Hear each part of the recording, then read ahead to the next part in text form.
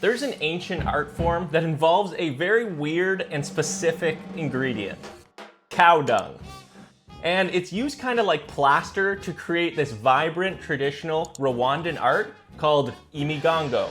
I think it's pretty amazing how literal poop can be transformed and crafted into such beautiful art, and it's being sold online for around $90. Whoa, this one's going for $460. Do you think the cow gets a percentage of that?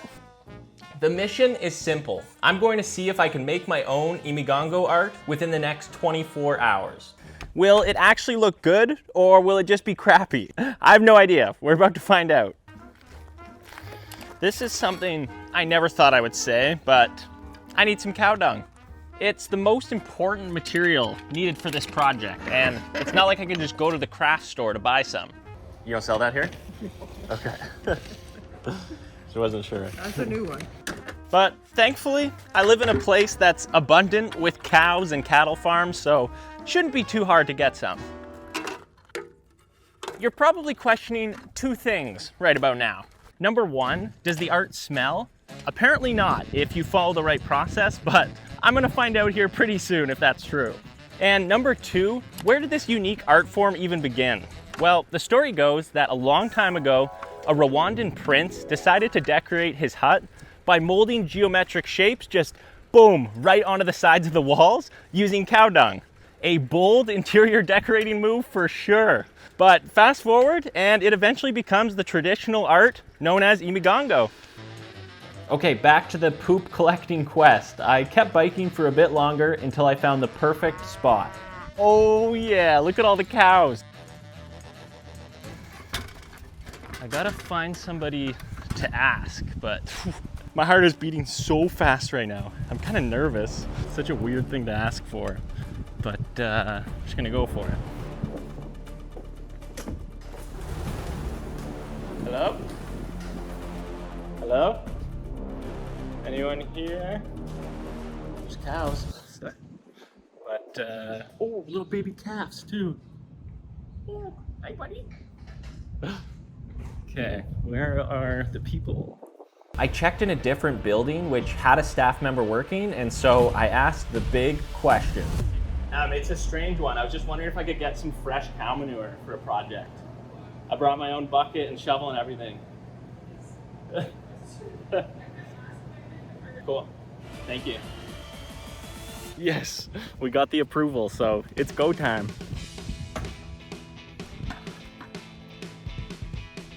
Thank you for your contribution. I said goodbye to the cute baby calves, and with that, my mission was accomplished. I brought the goods back to the studio where it was time to get the process started.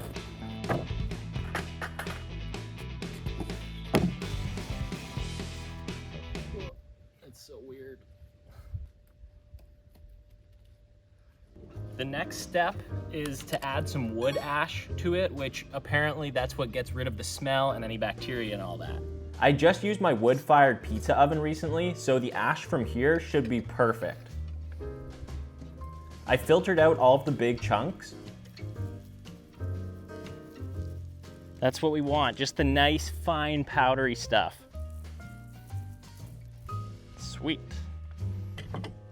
The next ingredient in our weird little mixture is glue.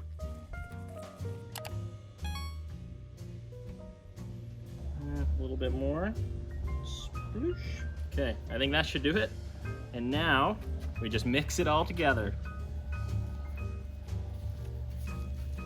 This feels so odd. To be honest, it's kind of similar to Play-Doh.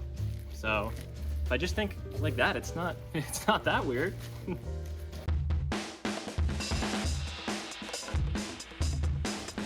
Okay, I think it's ready.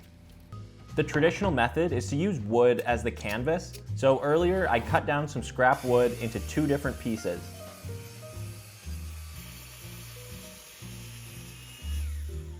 So I'll do one in the traditional way, and then this one is gonna have my own creative spin on it. Oh yeah, I also drew the patterns onto them. What? Dang, that's crazy. The wood ash completely took away the smell. Like, that did the trick. There's not even a hint of cow anymore. which meant it was safe to take the project inside so I wouldn't be out in the blazing sun. And I got right to it, covering the wood with the cursed Play-Doh. I just followed the design that I had drawn onto the wood. Is this one of the more unique things I've spent an afternoon doing? Yes. Yes, it is. For sure. And bam, bam. Okay, I think this one is done. Time to work on the next one. But then I realized I didn't have any more ash, and I didn't really have the appetite to get a pizza cooking, so I got a fire going in the sweltering heat, which was so fun. But once I had more of the mixture, I got to work on the second design, and it turned out to be way harder than I thought it would be. I think because I was trying to do these really small details that my pudgy fingers just were too big for. But I'm too far committed now, so I'm just gonna keep going and hopefully it turns out. And that brings us to the next morning. Now that it's dry, I'm gonna add the finishing touches.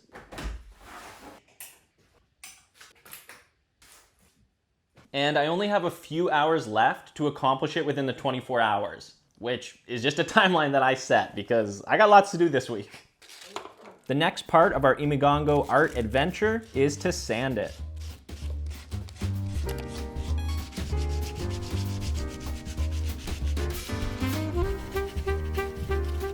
And now it's time for the part that I've been most excited for. It's painting time, in case that wasn't clear. This is where the fun really started to happen. I was just in the zone and it was so satisfying to see the designs start to form. The traditional colors are bright and usually consist of red, black, and white, so that's what I went with. Props to all the Rwandan artists because it's not as easy as it looks. Theirs is definitely gonna look way better than mine. I gotta get going on this next one. I have like 40 minutes to get it done. Will I be able to do it? No, I did not. Oh, dang it. I was close though. I was just having too much fun. I didn't want to rush. And now for the grand reveal. Here it is, my finished Imigongo artwork. It's pretty crazy that legit a day ago, this was just cow dung. It was definitely a unique and challenging material to work with, and it took me longer than 24 hours, but overall, I'm pretty happy with how they turned out. I definitely have a new appreciation for this unique art form, and I've learned that even the most unlikely things have the potential to become something beautiful.